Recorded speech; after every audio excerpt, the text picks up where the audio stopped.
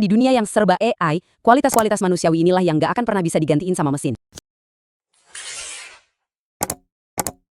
Hari ini kita bakal ngobrolin soal pergeseran yang gede banget dalam cara kita mikirin soal membesarkan anak-anak yang sukses. Ternyata, ini bukan lagi sekedar soal balapan nilai, tapi tentang sesuatu yang jauh lebih dalam. Oke, coba kita mulai dari sini deh. Antara nilai bagus sama integritas yang kuat, mana sih yang sebenarnya lebih penting? Ini nih pertanyaan yang kayaknya bikin banyak orang tua zaman sekarang galau, dan hari ini kita bakal kupas tuntas. Oke, kita masuk ke bagian pertama ya. Kita akan lihat sebuah pergeseran fundamental dalam pola asuh. Sebuah poros baru yang benar-benar ngubah cara kita nyiapin anak-anak buat masa depan mereka. Nah, coba deh perhatiin perbandingan ini, menarik banget. Di satu sisi, kita punya pola asuh yang orientasinya ke hasil. Fokus utamanya ya, nilai, skor, piala, semua pencapaian akademis. Tapi di sisi lain, yang lagi naik daun sekarang adalah pola asuh yang ngutamain karakter. Di sini, integritas, empati, dan etika justru jadi yang nomor satu. Jadi, intinya apa sih pola asuh yang mengutamakan karakter itu? Gampangnya gini, ini adalah sebuah filosofi yang percaya kalau integritas, empati, dan etika itu adalah fondasi. Fondasi dari semua kesuksesan lainnya. Kenapa ini jadi penting banget sekarang? Karena di dunia yang serba AI, kualitas-kualitas manusiawi inilah yang nggak akan pernah bisa digantiin sama mesin. Pertanyaannya sekarang, kenapa sih pergeseran ini kejadiannya sekarang? Kenapa nggak dari dulu-dulu aja?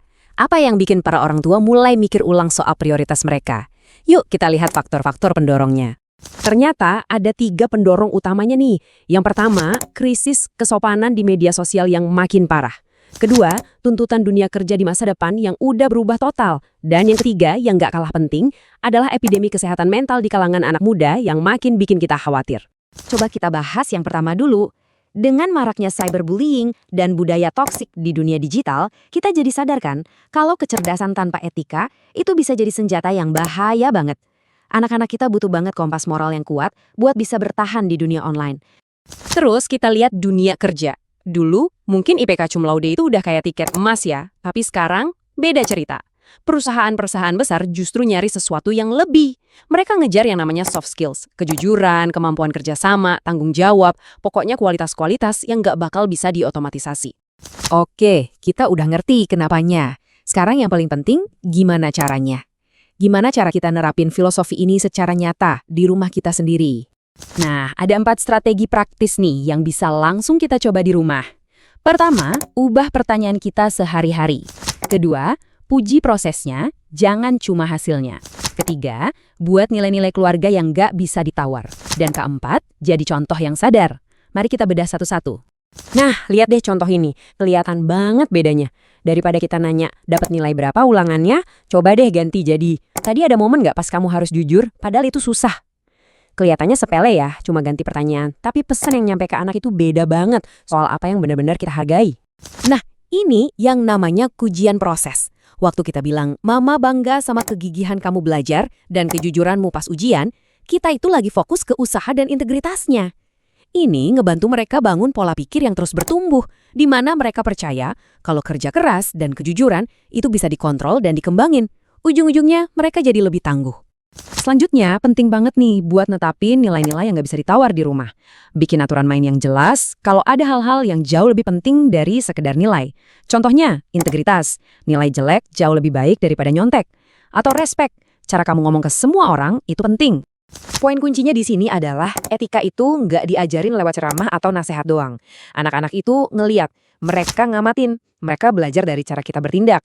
Waktu kita ngaku salah, waktu kita nempatin janji, atau cara kita memperlakukan kasir di supermarket.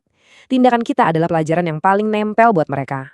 Tapi jujur aja deh, nerapin ini semua nggak segampang teori. Pasti ada tantangannya, terutama dari omongan orang dan lingkungan sekitar.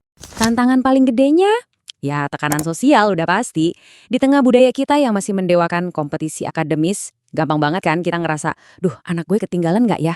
Ngelihat anak tetangga les ini itu, rasa takut ini nyata. Dan wajar banget kita rasain. Oke, kita sampai di bagian akhir nih. Mari kita tegaskan lagi, apa sih sebenarnya fondasi sejati buat kesuksesan jangka panjang anak kita? Ini nih, pesan paling penting dari semua obrolan kita hari ini. Karakter yang kuat dan prestasi akademis yang bagus itu bukan musuh, sama sekali bukan pilihan. Justru sebaliknya, yang satu itu jadi pondasi buat yang lainnya. Keduanya saling membangun. Loh, kok bisa gitu? Ya karena anak yang punya karakter kuat, yang disiplin, tanggung jawab, dan jujur, secara alami performa akademisnya juga bakal lebih stabil seiring waktu.